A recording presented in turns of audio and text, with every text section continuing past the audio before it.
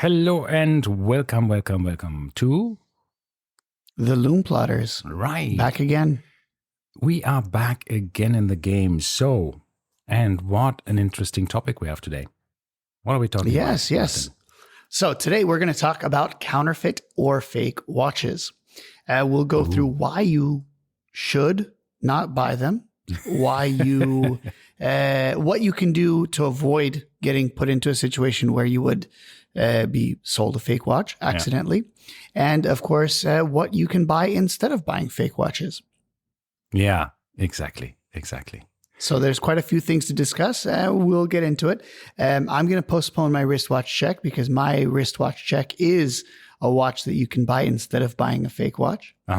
So I don't know if you want to talk about what you're wearing. Yeah, that's exactly my point. I am wearing a Seiko SPB 147. This is it's a really nice one here. I'm holding it in the camera. Just a second, let me get it off here. So here you can see, of course, this is the audience, the but 62 Moss looking reissue style. It's the one with the brownish dial and the black bezel, the gold and accents. the gold, the gilt accents. So I never know. Is it 62 Moss? Is it 62 MAS? I don't know. Yeah, I think this is even a 65 MMIS. But is it pronounced MAS or is it Moss or is it MAS? Moss, I don't know. Moss is what everyone's saying. I really have to look up really what this actually stands for because I've never done that. I know it's a reissue of something. I love this watch. I know the original one, but what did it stand for? Yeah. Anyhow, I love it. I mean, this is a beautiful dial with this nice sunburst brown, and it's a very nice case shape. It's very Explorer-esque, I would say, to a certain extent. It's a proper old school diver watch. And it's a skin diver, right? Yeah, so, exactly. So to me, it reminds me a lot of these, Oris Diver 65 in this era of dive watches. Yeah, you can say that as well. But see, this is for me a very good point of this is a watch that cost about $1,000, maybe a bit less. You can buy it at a discount, right? So maybe actually it has a bit of Black Bay 58 vibes, I think. It does, a Black Bay. But my issue with the Black Bay 58 is, okay, there's Submariner reissues technically, but the Submariners were never really skin divers. Yeah, that's true. Right? They were always proper divers. And skin divers were thinner, like this. Exactly. And it has this nice slim case profile because the mid case is a bit slimmer. Then it has a bit of the case back coming out. In the meantime, by the way. Yeah. So what are you wearing? I found out what 62 MAS or Moss or whatever we want to call it. I did Google it while you were talking. So 62 is the year. So it was a 1962 watch. MAS. Once again, Seiko being Seiko and their weird ways of picking letters out of so it's automatic self-dater. What? So automatic self-dater, and they took the MA from matic from the self-dater. So it's the stupidest thing in the world, right? All right. Self-dater, that's what, I was in college. So it's a funny, why would you call it a self-dater? Sure, whatever. You date yourself, apparently. Yeah, I mean, listen. I mean, this watch came originally with the silicone straps, two of them, right? One brown, one black. Yeah, the whole box, right? Yeah, and then I have put an aftermarket strap code or so band on it because I wanted to also have a bracelet for it. 200 meters water resistance, and it's a diver's watch, so it's proper 200 meters. It's not. But you can only swim with it. It's a proper 200 meter because it has the words divers on the dial. So that means it's actually really We discussed tested. This in the last podcast about dive watches. 70-hour power reserve, the 6R 35 movement, 25 to 15, plus 25 to minus 15 seconds per day. That's the precision that is guaranteed, which is rather shitty. But what can you do? But they are in generally way more precise than that. They're never in this range. And the diameter is 40.5 millimeters, so it's really It's nice. a very good size, yeah. So I'm a big fan of the gray one. I really like the gray one, the gray on gray. It's fantastic looking, like ghosted out gray. It's a good looking watch for sure. The date window stops me from getting one. Otherwise, I would have one for sure. I think the one thing that I really like, I mean, I have two of these, right? I have this one, the SPB 147 and the 149. And I really, really like another one. And yeah, but I shouldn't have 3 times the same watch with a different dial because that's a bit silly. So I might sell. It's not. I might sell the 149 with the blue dial and the black bezel, because there is this was a limited edition, right? Once upon a time, with 5,000 or 6,000 watches, which is hardly limited for some people, right? Some watch brands only sell less than that. Sell that many in a year, yes. And this is just one brand. But there is another one, which is a Japanese boutique-only model. Or not boutique only, it's called exclusive store only or whatever, something. And it has a very, very beautiful, if you can Google it, is SBDC 163. Okay. If you look at that, SBDC. if you can. 1, 2, 3. 163. Yes. 163. The anniversary limited edition. No, it's SBDC all blue 163. Yes. Oh, I'm looking at 1, 2, 3. Sorry, my bad. 163. The 1, 2, 3 is a blue one, apparently. They're both blue. Yeah. There's also blue. Yes, look at beautiful. that sun. I mean, this is like an overseas dial. It's sunburst. Right? It's a sunburst. Super deep, rich blue. Yeah. So, and I'm a sucker I'm assuming for blue. it's going to be. So these are, once again, these are where you start getting into the expensive end of Seiko, right? So yeah, this is $1,200 at the moment. Exactly, the over $1,000 range. It's far from the old SKX 007s of yore that were 700 dirhams on Amazon.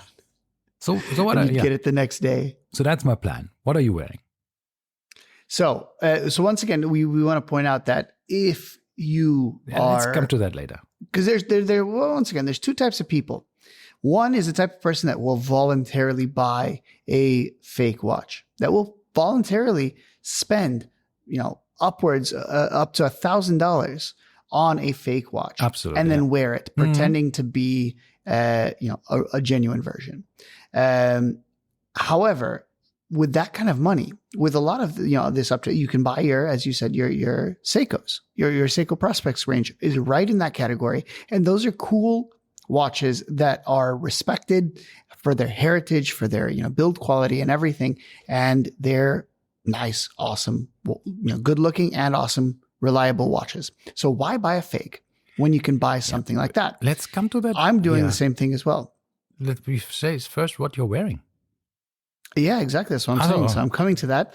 So I also chose a watch that would be in the category or price category of the of a fake watch. It is a perpetual calendar world timer. It is a G-Shock. Yes. It is a G-Shock. And it's 100th of a second chronograph too. Oh, it's 100th of a second chronograph as well.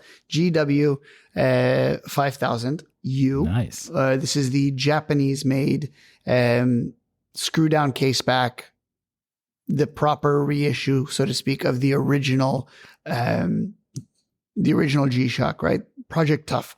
Nice. So this is the Japan exclusive version, and it cost me $300 US. So over 1,000 dirhams. And that is your kind of entry level. Maybe you can get a little bit cheaper. I think there's a couple categories in fake watches. Oh yeah. When I went to Thailand and I was in their little market area, the guys with the briefcases, would show up and they would show you all their watches. And if I remember correctly, the cheapest one you could get, because I was only looking at, I was curious about the fake Submariners. Yeah. And you had one that looked like absolute garbage for around $100 US. Yep. Then you would go up to about 300, and that one would look, it would be all right. And then you have the, $600, $700, $800 ones. And those were the ones that were the quote unquote super clones.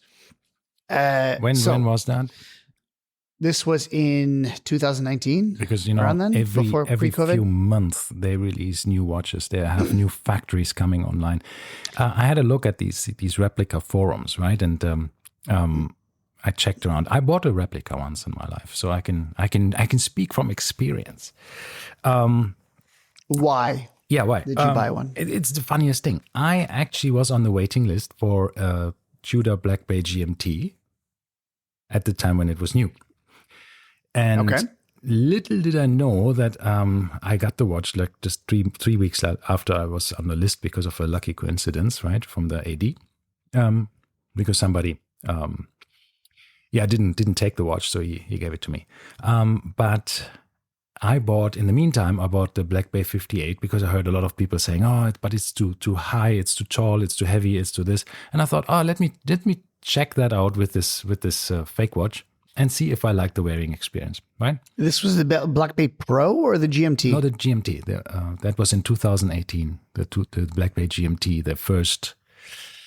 Okay, the red and blue one. Yeah, Pepsi. Yeah, exactly. Yeah, they're the correct one. Yeah, okay. So I was like, okay, that's good. And I also thought it was one of my more expensive watches at the time. So I thought, maybe I don't want to wear it in some occasions. So I'll buy this fake one. I had this stupid idea. I'll buy the fake one when I go on vacation or something and keep the real one at home, right? Since safe to buy where everything is good and, nobody steals your watch. Anyhow, it was a silly idea, and I was in this replica forum. I was checking out a bit the differences between these watches, and when I got my real one, then, and it was already scarily close. It was about $300 from a reputed, from the replica forums approved replica seller. I got it from a specific factory. You can choose from which factory you buy them, and so on and so on. It was a very good looking watch.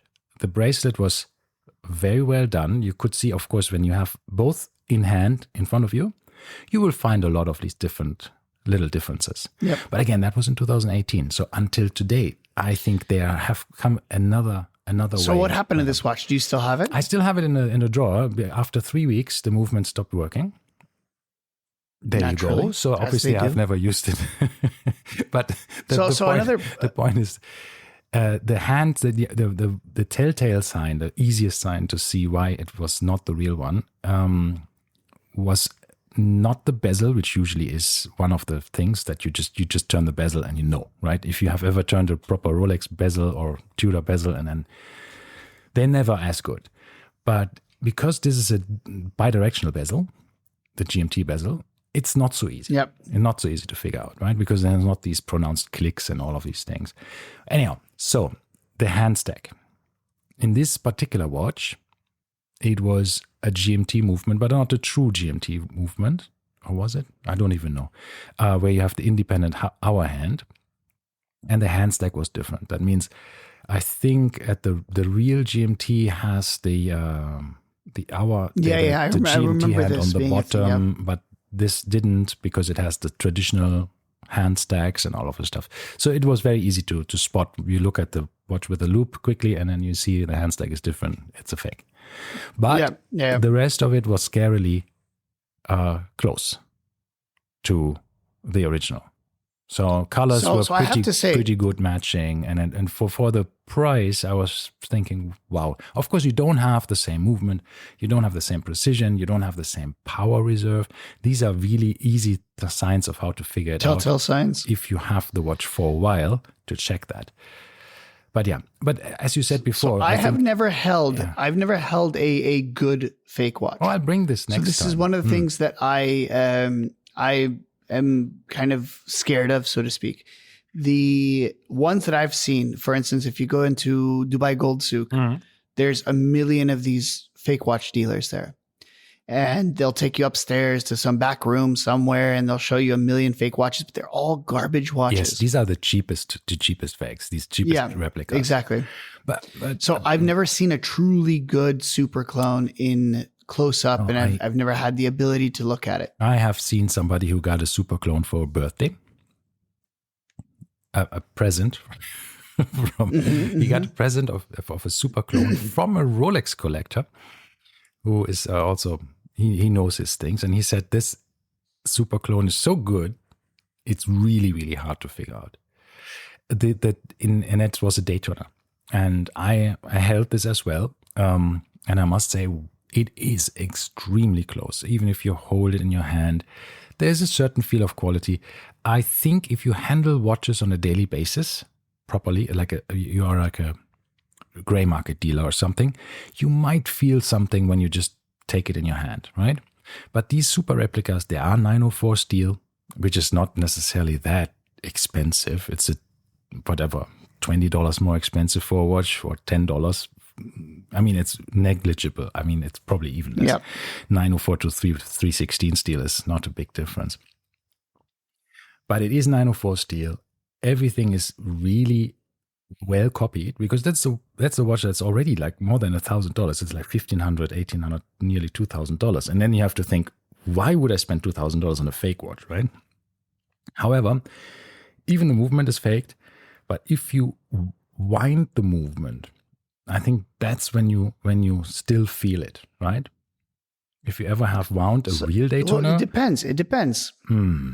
Yeah, because I have a number of Rolexes, right? I have 3 different ones. Yeah, and the winding experience on each one is slightly different. Yeah, you need to know which movement is in yours and how it winds. And this is the thing: is I have one with a 3130, I have one with a 3230. Yeah. And between those two, a lot of things changed.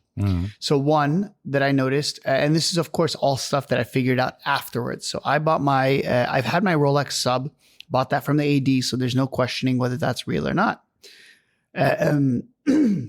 Excuse me. But the second one with the similar, quote unquote, similar movement was the Explorer.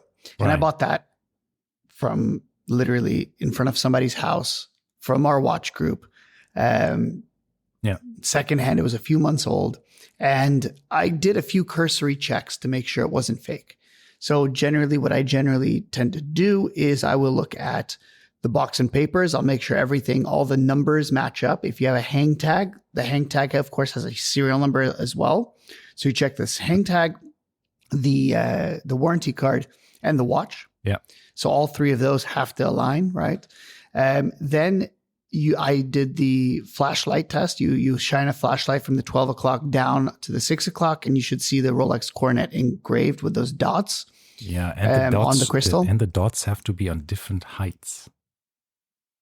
So the problem is without a loop, you're not really going to see that. No, you need so a loop I think I did take a loop with my dad. They might have had the loop, but I've never looked at the dot heights, for instance. Yeah, because the replicas do usually not have these dots. They have that on one level, the dots, right? They're not in these 3-dimensional. And sometimes they're not even dots. They're just an outline. But ultimately, one other thing that I always do is I always Google the serial number. Yes, definitely. That's a good way. Fakers are going to reuse serial numbers. Generally speaking, right? So if you have one ZX52345678 then you're going to have a batch of 100 of those with that same serial number. So if you Google a serial number, you put it in your quotation marks, right? And if it returns 0 results, that's fairly safe that it's going to be a legitimate watch, right? Yeah, that's so true. You have to add all this together. But, and then of course, my biggest thing is, and I'll tell you another story in a moment about another watch that I bought for my wife. But for this one, the telltale sign for me was the watch had just come out, and it was maybe 6 months after its release. Mm-hmm. And if you remember, they released the Explorer in the 36 millimeter, and the OP still was using a 36 millimeter case. So what was different? It was a different case though. So the OP has a 20 millimeter lug width, and the Explorer has a 19 millimeter lug width. So immediately I hop onto the forums. I look at all the fake forums and I see, what are people saying? Are there any super clones of this watch yet? And everyone said all of the super clones are using 20 millimeter lug width because they're reusing the Oyster Perpetual case. And they're just making a different dial for now. And this was at the very beginning, as soon as it was released. So the thing is, it does take the fakers time. Of course. To come up with they have to create watches. Their machinery and all of this stuff. Yeah, exactly. They have to but get then one yesterday, to really measure everything exactly, right? And exactly. Stuff, and right? they're not going to get one within the first couple months. So, but now, unfortunately, you sent me this link yesterday with the fake watches. And now, of course, they have one-to-one mimicked everything about this watch. proper lug width, including the Explorer has this weird indentation, this groove. If you remove the bracelet on the 6 o'clock side, there's this weird indent. Yeah. And they've even copied that. It's everything to the crazy. T. I must admit, it is scary how good these fakers are. Now, coming back to this. But I forgot to mention the one thing that was weird is, of course, Rolex. So two things changed. One, in my old 3130 movement, apparently they were not using ball bearings in the rotor. So the old Rolex movements with that generation were silent rotors. But for some reason, then Rolex went to, in the 3230, they went to ball bearings. Yes, correct. And in mine, which was the first iteration of the Explorer, the rotor is loud as hell. You rotate it, and it's like whoosh, whoosh, whoosh, whoosh. Yep. You hear the ball bearings. And at the time, I think they were using 4 ball bearings. And now they've gone to 6, which apparently has mitigated some of the noise issues that you felt from the early 3230 movements. But the other one is the hand, and this is to me this weirdest thing. The hand, you set it in the opposite direction. Yeah. So on everything else, you move the crown clockwise, and everything goes clockwise. Yeah. On the 3130, this is 3130. On 3230, you move the crown clockwise, and everything goes counterclockwise on the dial. Now, why this is weird is it's a wind or a screw down crown. So essentially, it when you're screwing down this crown, it has this very weird feeling that I don't feel in my 3130. So it's almost as if you're winding the watch still when you're rotating the crown. I don't know. It's just weird. But so apparently there were some quote unquote issues with the original 3230 movements. So they have resolved this, and of course I took it to my. There's still some issues with the low amplitude things. That's. I don't know about these. Yeah. So what's going on? No. There's a couple of issues there. Apparently, significant amount of these watches, according to some watchmakers, it's not a matter of if, it's a matter of when you have the low amplitude issue eventually, so that the watch will go either fast or slow, most likely slow. And it seems to be when they changed this movement to the 70 hours power reserve, that there is they have downsized a bit on the width of the power reserve. On the width. Mainspring. The width of the mainspring, in order to not use a new barrel, so not to redo too many parts of so the basically movement. You're getting this a longer length mainspring into the same barrel. Yeah, exactly. But then it has to be thinner, right? So then it has less power. So what they also did is remove friction in the rest of the movement to make the movement have less friction, right? But so this is, I'm assuming, where the ball bearings with the rotor came in, or something? I'm sure there's somebody who can explain that better than me. But somewhere in this process, this is not enough power, and it will over time just go a bit low. So I mean, I have a watch with that movement, my Explorer 2. So let's see what happens. But it appears usually about a year, 2 years after you have the watch, sometimes 3 years after you have the watch. And a lot of people will never realize, because it just goes a bit slower. And who is actually putting their watches on a time grapher except people like me? Yeah. yeah, of course. And then you will probably just get it serviced and it get fixed. But there is no real fix yet that is actually being implemented in the movement, according to people. So that means there's no service bulletin out. There's no, here is the replacement part, or you have to replace this and this and that. It's just basically a new hairspring will be put in during service, and that's it. I don't know. It's something like that. But anyway, this is the issue with that. But it is like... No. So I was a little worried about, of course, because even I second guess myself. I've held, and handled so many Rolexes. But even then, I'm still in the back of my mind, like, could still be fake. Yeah, there's ultimately, ultimate test. You take it into Rolex. If you're on the Rolex game for the last couple of years only, right, and you are used to modern Rolexes, and you look at vintage Rolexes, you will scream fake from 10 meters away, because you think like, look at it, it's not a real Rolex. it's rattly and you know. But somehow I knew this because no, but I'm saying you when I got into vintage, Rolex, they were transitioning. So they were transitioning between the old Rolexes and the new Rolexes. So I held both. And of course, I realized that the new ones were, were much better. And hence I went for the new one. Yeah. But just yesterday, I was in a boutique as in like one of these little jewelry shops. And they had an old, it seemed to me like it was a 1970s-ish Air King. Silver dial, very plain. So 34 on the millimeters. bracelet. Yeah, no. 34 millimeters. And I loved it. My issue was the guy wanted 12,000 dirhams for it. And I was going to say I'd take it for 10, which I think would be a good deal. But I was winding it, and this is the issue is I'm not into, or I don't know vintage enough, but everything seemed correct. But here's the thing, when I was winding it, it's very similar having a watch with brand new teeth in the movement and maybe not having enough oil.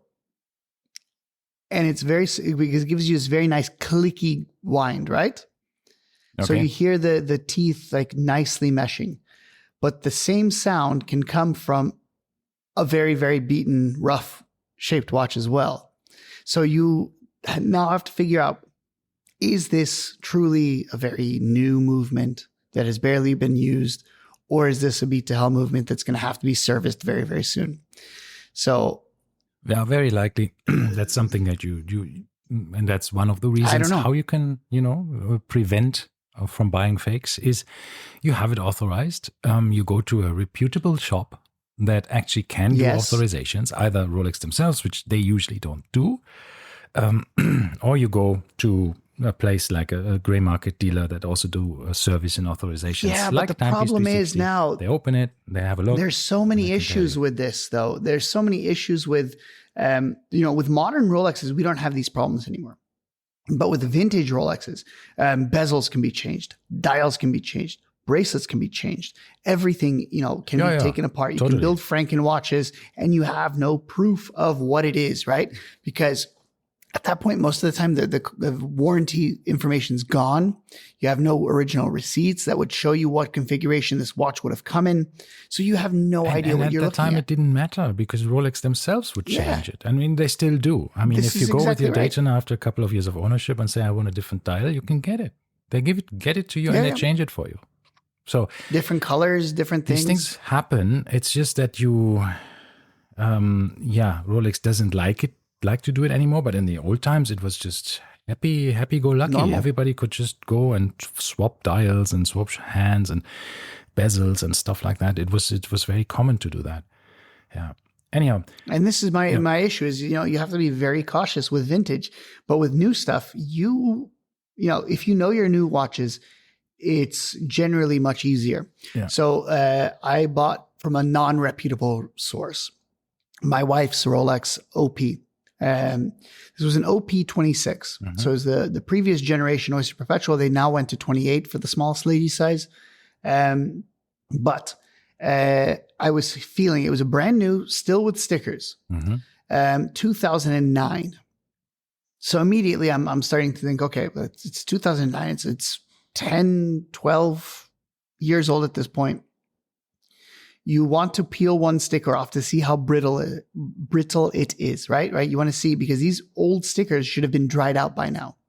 So if it snaps in half when you pull it off, it could still be original, right? Mm-hmm. You're not going to have a sticker come off perfectly cleanly if it was put on in 2009. Mm-hmm. So sure enough, I pull off one sticker and it just crumbles in your hand. Mm-hmm. So that tells you, okay, this sticker has truly been aged at least. So that gives you one level of clarity. Yeah. Secondly, my wife's OP is the weirdest configuration Rolex I've probably ever seen. Mm. It has multicolor lume. It's purple lume plots with green hands. It has an Explorer dial, silver radially brushed dial, and the engine turn bezel. Okay. And all of these weird stuff put together, you think, okay, a faker would never go for this, right? They would choose something that is much more traditional as opposed to this weird Popular. mishmash of configuration. Popular, yeah. They're Exactly. They're building what sells, right? So Exactly. They're not going to build this weirdo piece of, and then secondly, it came with a warranty card that was dated and stamped from Elaine Mall. right. A faker is not going to fake a watch from Elaine Mall, right? They don't even know what Elaine Mall is. It's coming from China, right? Unless somebody was able to get a warranty card, but then it has to print. Remember, they used to print the serial numbers on the warranty card. I think they still do actually. But so it has the warranty cards printed. I have a number of Rolex warranty cards that I kind of compared it against, and it seemed legitimate. So once again, these are the things that kind of reassured me. And then the biggest thing was I played with the bracelet. And just the fact that I've been wearing a Submariner and, other Rolexes for so long, you are used to the click of when you close that bracelet. After you've done it 1,000, 2,000, 10,000 times, that movement, that sound is now second nature to you. And that's one thing that I don't think fakers will ever be able to fake is that feel and that sound. How tight that spring or ball bearing is when it clicks into place. I think you have to go for this for super fake, super replica. I need to see it. Exactly. I've never seen it. This is in my head, of course. Come super close. The thing is, as always, I think when you have it in your hand, the original and the replica, you will probably be able to spot it eventually. But if you look at these videos and look at other people who actually really have a proper super fake, and it's tough. It's really tough. But now talking about this, I mean, this is the thing is that's the danger of a super fake, because you can be duped into buying a fake, and you basically have a fake watch, and you thought you bought a real one. So you actually shelled out the money for a real one, aftermarket price. And this is in my case, this is both of the times when I could have been given a fake watch. Exactly. This is what I had, but my wife's OP, as I said, I took it for service at Rolex. And they adjusted the what was it? I'm blanking on the name of it. What's the term in English? The timekeeping. They regulated it and gave it back and said it doesn't need to be serviced. So once again, Rolex wouldn't have touched this. No, if it wasn't real. And they asked for the warranty card and everything. They opened it, everything. They even tinkered inside of it, right, to regulate it, and gave it back. Yeah, but I did tell my wife there's a 5% chance this is fake. So that's the number I gave her. I said 5%. Yeah. But now we know 100% it's real. Yeah. Coming back to the replicas and the fake. So I see this as the danger when you buy a replica, even if you are fully aware that you're buying a replica because you're a replica fan and you think everybody who buys a full price watch is stupid because you can get the same feeling on your wrist for 1/10 of the price. So this is the common thinking, like these guys who buy the real watches are suckers, they're idiots. But if, and that's the weird thing, if these idiots wouldn't buy the watch, you wouldn't want that watch, right? You wouldn't want the replica of something cool because, well, it wouldn't be cool if that wouldn't be there. So anyhow, replicas, but what I'm saying is, what I'm trying to get to is this replica enthusiasts always say nobody is harmed. And there's two things that I find wrong with this statement. First, that watch is in circulation. Now you have it. If you lose it or whatever, that watch might be used to rip somebody else up. If you sell it to somebody, that might be also the case that somebody tries to dupe somebody into spending. So even if you sell it as a fake. Yeah, exactly. Right. So if you buy it for $1,000 and you sell it for $500 to the next person, then that person might try to sell it for $10,000 to someone else. Exactly. So it's out there, and this watch is illegal, right? This is not allowed to copy somebody's intellectual property like this. Yep. So the people creating these watches are also not reputable businesses. These are all factories that are operating in legal gray zone, or not even gray zone. They're operating on the wrong side of the law. That's it, right? And once again, try taking one of these into Switzerland. And there's so many stories about how much jail time, what type of fines, 50,000 Swiss franc fines for having a fake watch. Yeah. But in Switzerland, they're taking it very seriously. But regardless of that, you are supporting people which you don't know. Some factory in China that might be involved in many, many other things.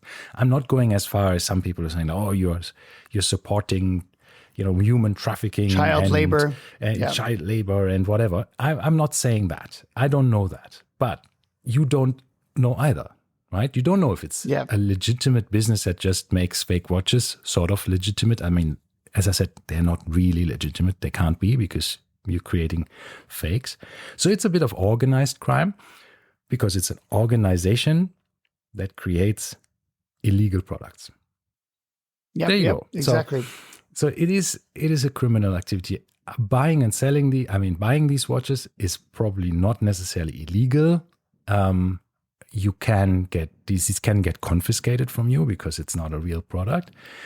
But once you start selling these, knowingly or unknowingly, you can be in trouble. So it's generally not a good thing to have. And now I think we should come to our personal feelings about this. But this begs the question, how do you get one into the country? So we know numerous people that have imported, including you bought the fake watch, right? Just order that comes in from China. Yes, right? Order it comes but coming in from China, if customs looks at it, it says Rolex or Tudor or whatever on the dial. They don't check every package. But they're also they're making you pay the import duties. Yeah, for whatever is on the invoice. They're saying it doesn't say Tudor watch. It just says whatever mechanical watch from China. Maybe there seems to be no problem with that. And if it does get sent back, then they will use a different courier service or whatever. It somehow always seems to reach you. I'm sure the authorities are not happy about it and they're doing some raids, but in the end, there's always ways to evade that. But my point is, what do we feel about fake watches in general, and people who are enjoying this? I'm saying the enjoyment part of having a replica, fully knowing that it's a replica and you wear it in your own house, fine. But if you are using a fake watch to pretend you are something that you're not, I'm not so sure. I think this whole idea of this old advertisement, fake watches are for fake people, I think there's something true about it. Because in your heart, I'm just faking it, right? This is not real. I'm not having a Rolex. Yeah. I'm having a cheap Chinese copy of it. Yes, it might be as good and it might do all of the things like a real Rolex, and it might fool people into thinking it's a real Rolex. But deep down, it's a fake. And copying the intellectual property and design of someone else. And you are actually lying to people with that, right? Because you're wearing something that you don't have really, right? You're thinking that, okay, I'm showing off with something without having anything to show off. Yeah. So, and the point is, when people saying like these, as I said before, the people who actually buy the full price watch or even the more than full price watch on the gray market, they're idiots because you can buy them cheaper. But you wouldn't buy that cheaper version of that watch if these higher price ones wouldn't exist, right? So you need. But if somebody came up to you and said your Rolex is fake, would you care? Me? If I would care? Somebody comes up to you and say, "No, your Rolex is fake." Would you care at all? Of course. It depends. It depends who that is. Yeah. Because for me, I would not give a crap at all.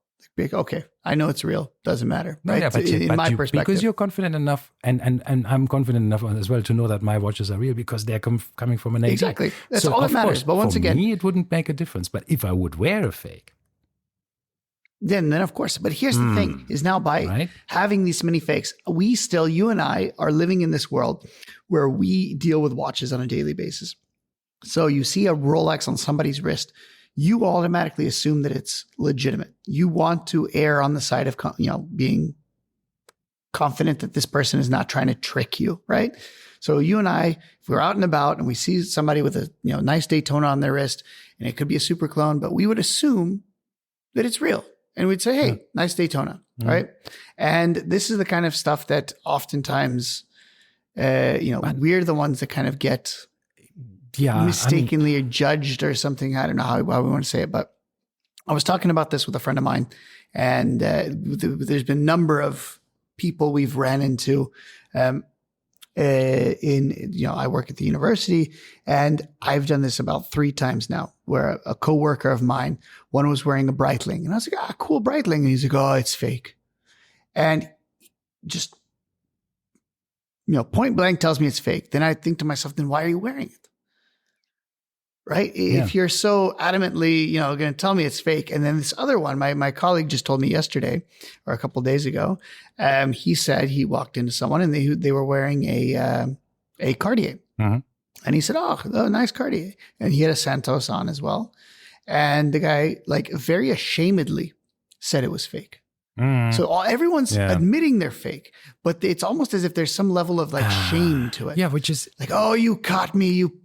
I'm wearing a fake watch. But this is exactly the thing. This is when you see that these people are pretending, right?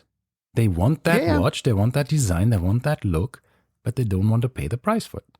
And funnily enough, the guy that was ashamed, he said to my friend, he said, I don't make enough money to have a real one. Which is funny because my friend and him were in the exact same position and get paid the exact same amount of money, except once again, it comes down to priorities, right? Budgets. I'm always saying everybody can afford a Daytona. It's just a question of how long do you want to pay it off? And of course, do you want to spend this kind of money? Do you want to have a nice car or you have a nice watch? We've made our choices. Exactly. And that's always the thing. But for me personally, and me as a watch enthusiast, basically, as a watch person, I could buy so many other watches for the same amount of money than I would buy a fake for, that I would wear confidently. And that's ultimately what it comes down to me. And this is, I put some here. So I show this one to you. It's a Hanhart SK60. Swiss movement, Swiss made, GMT watch, beautiful. Less than €1,000. Tissot Gentleman, right? 40 millimeters.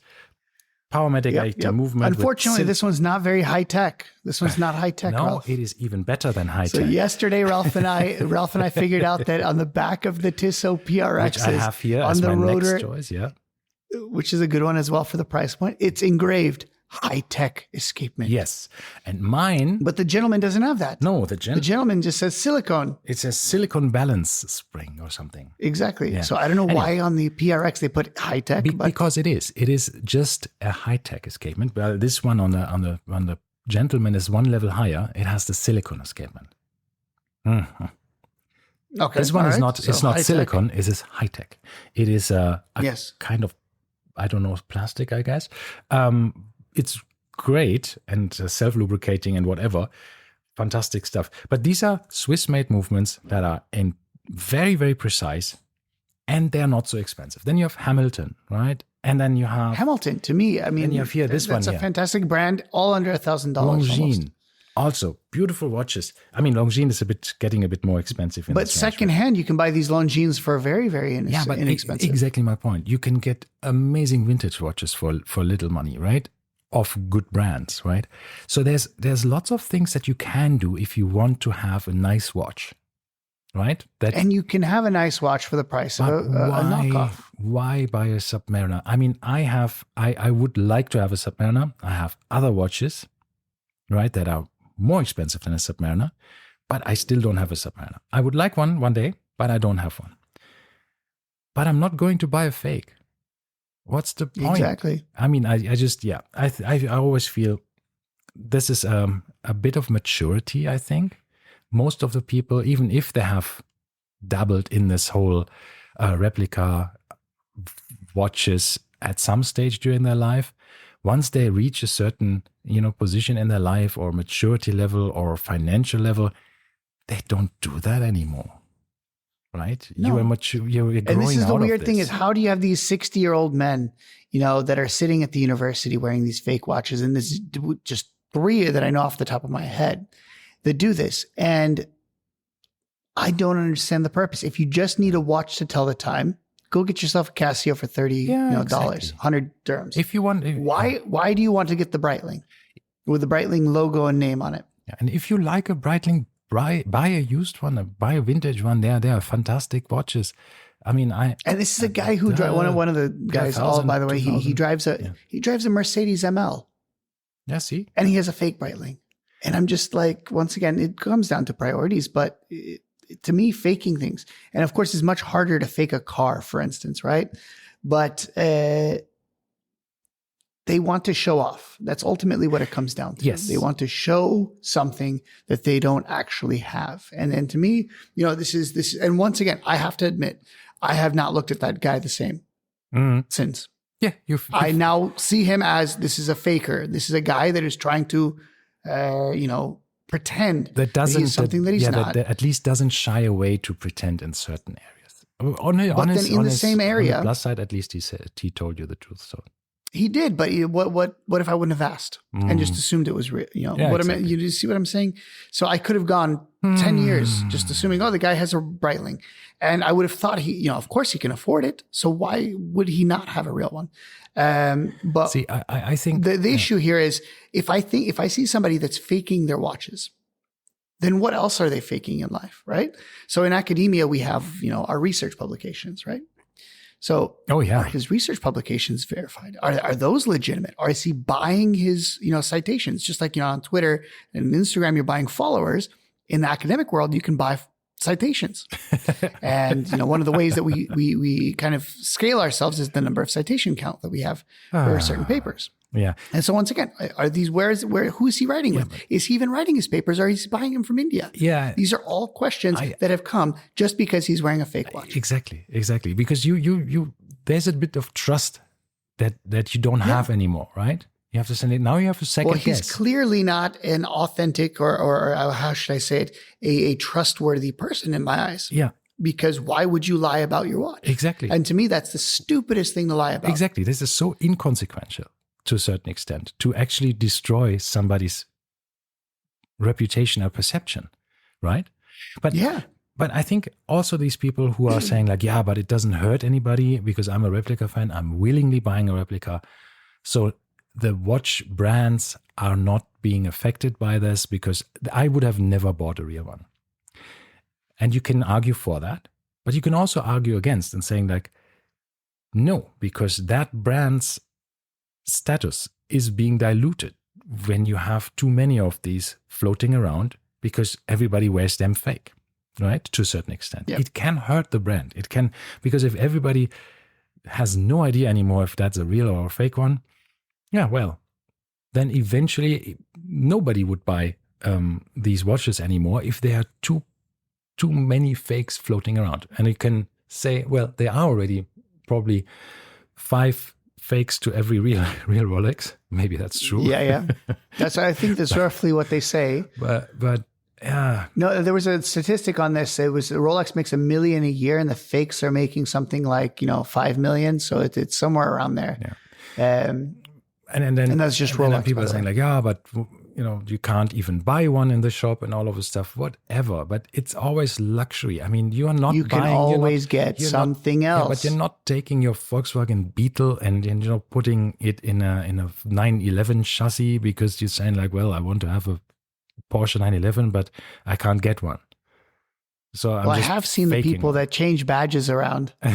I saw, I've seen these, it's ridiculous. And the one guy he had, and this is once again what it comes down to. You're only fooling people that know, or you're not fooling anyone ultimately, because there's going to be 2 types of people. Yeah. There's going to be the type that doesn't know anything about watches. And ultimately it comes down to the fact that I have, in my last 10 years of wearing watches, never once been approached by anyone, and no one has ever talked to me about watches. Right. Yeah.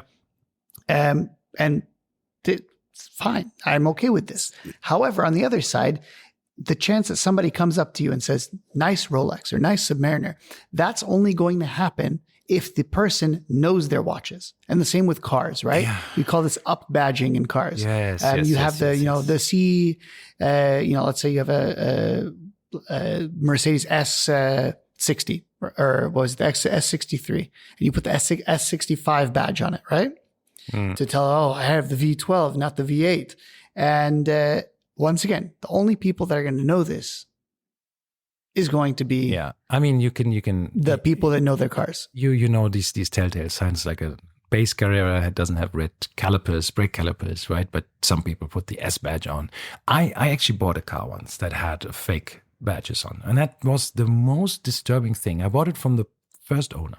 Yeah. The M badges. Yes, and it was a 650, a BMW 650i coupe, right? Which is one of the top models from BMW at the time, right? It's a brilliant car. It didn't come in the M version at that year, right? So you couldn't have an M6. It didn't exist. Yeah. And he did the M badge, not on the back, not on the sides, not on the front. He put it on the engine and one inside the cockpit at where close to the gear shift, where there are no that was an M badge that usually goes to on the back of the car. And you think, why? I got into the car and thought, why? I mean, I got the original purchase invoice, everything. And you think, that is a very nice car. You do not have, what makes you think that this is not enough, that you have to put an M badge inside? Yes, I mean, it's like, duh. And no one's going to notice. Who are you trying to impress? And everybody who knows thinks, duh, what's that, right? But then an idiot, I tried to remove it, but then it wasn't so easy. So I left it on, but it felt really stupid, right? It really felt stupid. Which is funny because I tried to do the opposite before.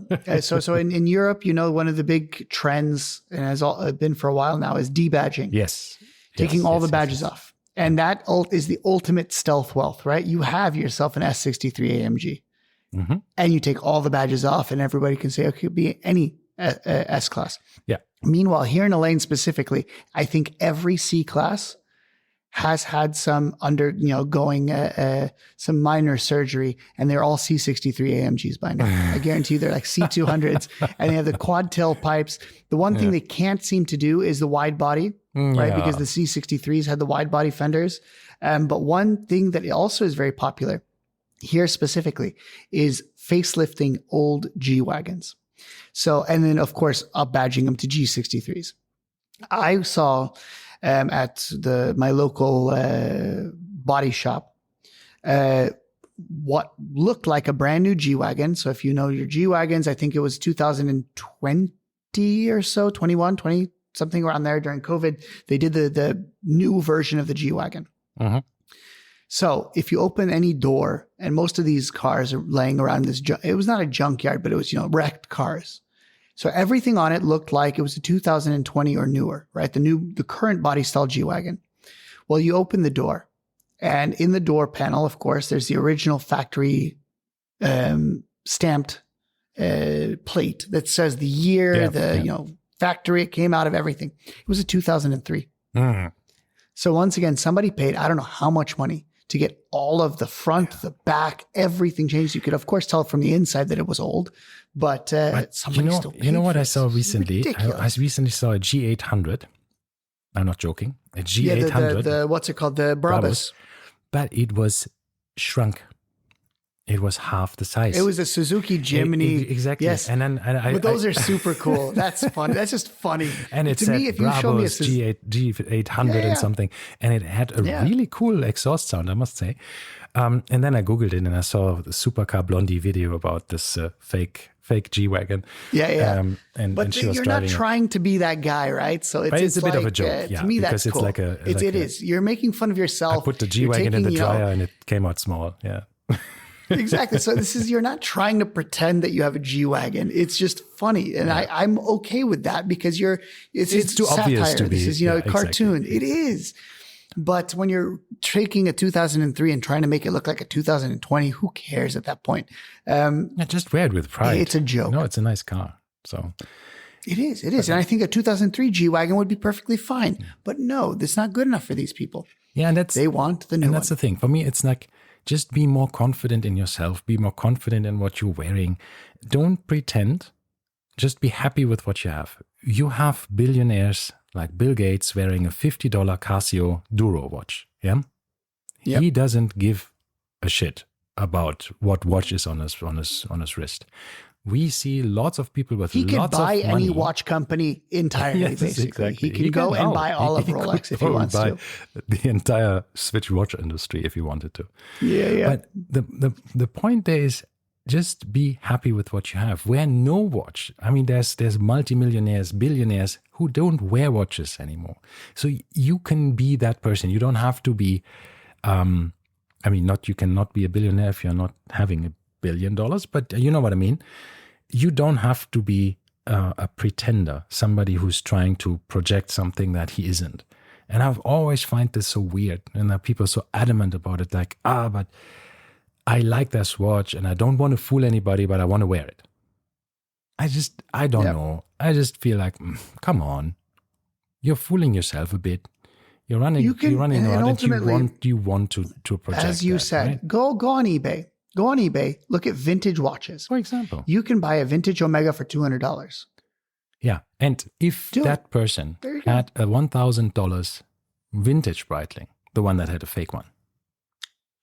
Okay, that was not a super clone by any stretch of the imagination. But, okay, $300. But let's go cheaper. If this guy had a Moonswatch, I'd be okay with that. See? I think that's kind of cool. And that's but ultimately, thing. If he had you had the same amount of respect for him. I have to say, one of my students, clearly he was a student. He didn't have, I'm assuming blindly, he didn't have a lot of money to throw away, quote unquote, on watches. But he had a cool watch collection, and every day he'd be rotating his little watch collection. And I noticed it, and I respected him for it. He had the Casio, was it the 91F? Is it or 91W? 91W. Mm-hmm. Yes, that one. Yeah, very cool. The traditional black and blue. Yeah, he had a Moonswatch. I have it. Which one? The F91W. Yeah, it's a fantastic watch. I mean, it's like the original Casio. It's like it's the original historic. G-Shock, so to speak. I think every real watch collector who sees this watch will say like, "Oh my God, cool watch." It is, right? And that once again, because the reason it's cool is this was a bigger guy. He was a tall, guy, and the F91W is a small watch. It is very small, yeah. And generally, when I see somebody who's a big dude wearing this watch, I say, that's cool. He respects the vintage styling. He doesn't do this whole, I'm going to get a 50 millimeter Invicta. This is style, in my opinion. And I don't think anybody could say otherwise. If I see that watch on somebody, it's cool, undeniably cool. Yeah. So I mean, but yeah, he rotated through these watches. $20 watches can get you respect. So don't it's pretend. True. It's true. Right? Yeah. I feel ultimately still, if you want to go one step above that, you can still in the US Amazon buy for $40 the DW5600 G-Shock. That's still $40 in the US. Here it's a little bit more. I think it's like 250 dirhams here retail, but you can find it cheaper in the US. Yeah, I mean there's so many. There's a lot of many watches from Casio, Citizen, Seiko that are cheap. And then $500, $600 gets you into Swiss-made territory already. You can get your Tissot's and you can get these mechanical movements, Swiss-made stuff. Once again, the Tissot PRX. You can get a Tissot PRX, especially now with a 35 millimeter. It's a fantastic looking watch. It's amazing. I have two of these and I love wearing them. And we have in our watch group. Ultimately, that's the funny thing is you and I, we wear our watches. Regardless of price, we wear. Yes, exactly. And whatever in our we want. watch group, how many people have a Tissot PRX who have Audemars Piguets, even FP Journes, right? We have people who have an FP Journe, and some days they wear their Tissot PRX to work. I mean, this is. I have to say, cool. The one person that always does this is Faisal, a good friend of ours, Faisal. He will one day be wearing some ridiculous, he has an extremely good collection. Yes, I have to say. And then he just wears a Timex Q. Yeah, we need to get him on the podcast. Yeah. Faisal, you need to come on the podcast. So he was wearing a Timex Q, Yeah. you know, and he just loves, and you could tell because he's so into it. He's very popular. He posts a lot, I should say, on Instagram, and he will literally have 20 Instagram stories individually about a Timex Q. Yeah. And I'm just like, Because and he would do the same for any other watch. But if you reach, Price has no issue. yeah, if you are enthusiastic about watches, the price is just one of many things that can be interesting about a watch. And actually it's the least one, right? Because if something is cheap but cool, if something is well designed but very affordable, if something is just great value for money, or if it's just rare, even though it's not very expensive. I mean, there's so many cool things that you can do. And there's so many, even if, when people talking about watch collecting, but you need to have a lot of money. No, you don't. You can collect anything you like. You can collect, let's say, HMT watches from India, for example, Hindustan Machine Tools, right? Oh, yes. So by the say, with these Wonderful HMT watches, I was looking into them. $20 can get you one. And they were new that Because they pumped out 1 billion of them. Yeah. But There's unbelievable citizen the price movements you can get these for. that they have licensed. So that's a very nice 17 jewels movements, automatic or hand wound. I have 3 of them.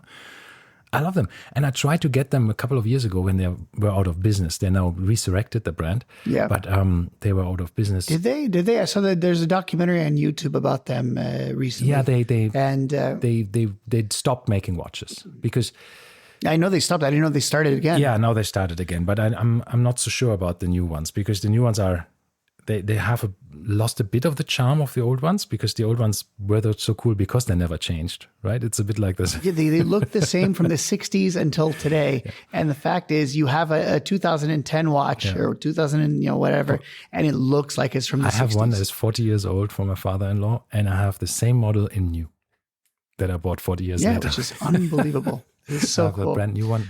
All right. Yeah. Okay. Once again, anyhow, let's wrap it up. Let's say ultimately at the end of the day, we too are not fans. Don't buy fake watches. We are not fans of fake watches. No, just don't. What a surprise. And on that bombshell, it's time to end. Just don't. We could have follow us. We could have made this episode 1 minute long. Just don't. We could have. Yeah. Don't buy them. 20 seconds intro, 20 seconds outro. Anyway, all right. Follow us on Instagram at Lume Plotters. Comment, like, subscribe, everything, all the good stuff. All right. And we hope to hear from you. Yes. Hear you soon. Bye-bye. Bye. Bye-bye.